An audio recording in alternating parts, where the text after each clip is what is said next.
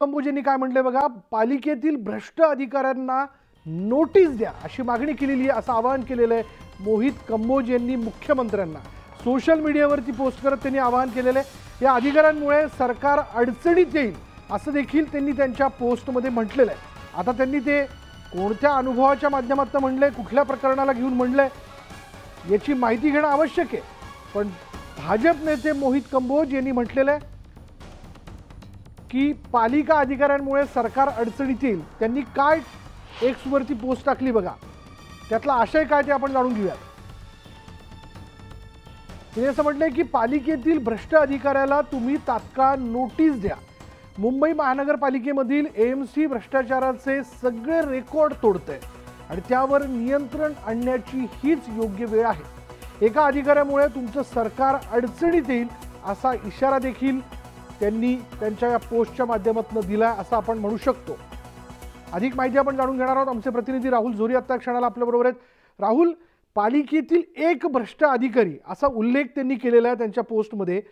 काय नेमकं कारण, कोण आहे हा अधिकारी, काय कळू शकले का आणि प्रकरण काय? अगदी मोहित कंबोज जे की भाजप नेते आहेत, मुख्यमंत्र्यांना थेटपणे टॅग करत पालिकेतील ह्या एका भ्रष्ट अधिकाऱ्याला तुम्ही थेटपणे नोटीस द्या, अन्यथा हे सरकार अडचणीत आणायला हा अधिकारी जबाबदार असेल असं देखील म्हणलंय।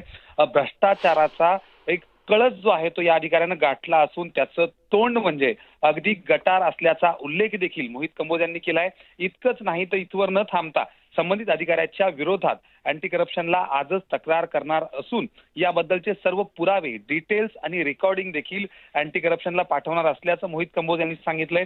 आणि त्यामुळे मुख्यमंत्र्यांना थेटपणे टॅग करत ज्या संबंधित अधिकाऱ्याबद्दल मोहित कंबोज बोलत आहेत तो अधिकारी नेमका कोण, मुख्यमंत्र्यांशी त्या अधिकाऱ्याचा नेमका संबंध काय आणि नगरविकास खातं मुख्यमंत्र्यांकडे असल्यामुळं थेटपणे मुख्यमंत्र्यांनी याला आवर घालावा, कारण जर हा आवर घातला नाही तर संपूर्ण सरकार अडचणीत येईल असं देखील मोहित कंबोज या निमित्तानं म्हणतायत। आज दुपारपर्यंत कदाचित दिवसभरामध्ये या पत्राद्वारे या अधिकाऱ्याच्या नावाचा देखील खुलासा होईल असं देखील मोहित कंबोज यांनी आपल्या ट्विटद्वारे, दुसऱ्या ट्विटद्वारे म्हटलंय। आणि इतकंच नाही तर संपूर्ण देशभरातील सीव्हीसी इंडिया जे आहे त्याला देखील त्यांनी टॅग केले। त्यामुळं ही संपूर्ण तक्रार जी आहे तर फक्त राज्यापुरती मर्यादित न ठेवता देश पातळीवर या अधिकाऱ्याच्या विरोधात आपण जाणार असल्याचं सूचक विधान जे आहे ते मोहित कंबोज करतायत।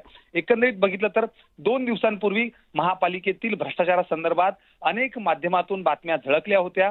इतकंच नाही तर इमारत पुनर्वसनाच्या बाबतीत पर स्क्वेअर फीट बाबत ज्या पद्धतीनं आकडे समोर येत होते, भ्रष्टाचाराचे आकडे जे आहेत ते जाहीरपणे समोर येत होते आणि त्या सगळ्या समोर आता ज्या पद्धतीनं हे सगळी घटना समोर येते, अर्थात मोहित कंबोज यांच्या निशाण्यावर पालिकेतला हा कुठला अधिकारी आहे याकडे सगळ्यांचं लक्ष लागलंय।